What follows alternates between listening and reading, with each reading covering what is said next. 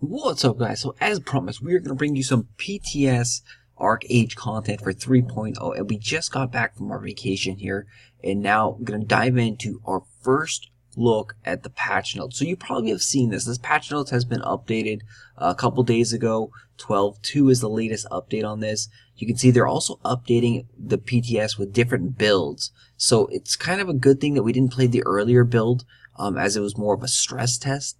And now we're going to get a different build coming up tonight or tomorrow.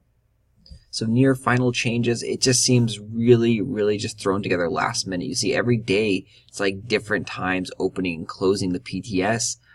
It's crazy. Crazy. New builds are coming in. I don't think this is enough time to test fully this patch. This patch is huge. So reading through all these notes, it's massive. So we're not going to touch through everything. There's tons of changes, tons of proficiency changes. It looks like they're making weapons and armors a lot harder to craft if you don't use a weapon and armory house. If you use a house, you're not going to have any proficiency required to craft those weapons and armors. It's still going to cost you more Archeum to craft, which is one of the big things. But a lot of new recipes added, a lot of recipes changed.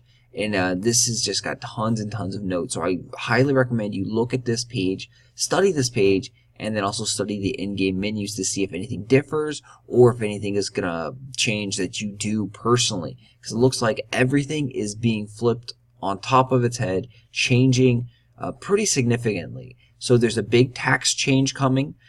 Taxes are going to be higher overall. All taxes are going up.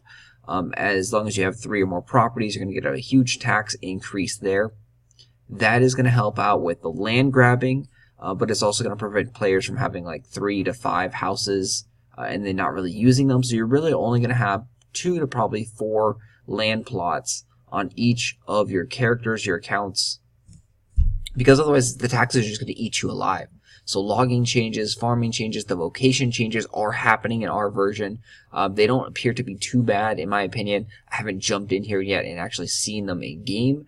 There's also Archeum, the larceny changes. There's new coin purses that are dropping. 1 coin purse just drops coin. 1 coin purse drops just loot. And then there's also a sealed lockbox that you have to use a key, which is crazy. You craft this key via exploration proficiency. You need no proficiency for the first one, and then 50,000 for the second tier crate. Insane changes. Those are things that just pop out on top of my head. A lot of trade pack changes as well. Commerce is definitely getting a buff overall, it appears. Trade pack from the Fellowship and the Fertilizer trade packs are being reduced down to 60 labor points rather than 70. So that's a pretty big increase of profit there. The labor cost to craft standard, specialty, advanced Aurora trade packs down from 70 to 50. I don't really know what they're talking about. Aurora castle trade packs, I guess maybe are only for the lords and the castles up there, which really I don't think have really been done much. They have to do a big push to kind of get people to go up there and start doing those packs. And then everything is, of course, changing cost-wise. It's insane. Too much stuff to talk about. So if you haven't seen it, here is the link down below. Check it out.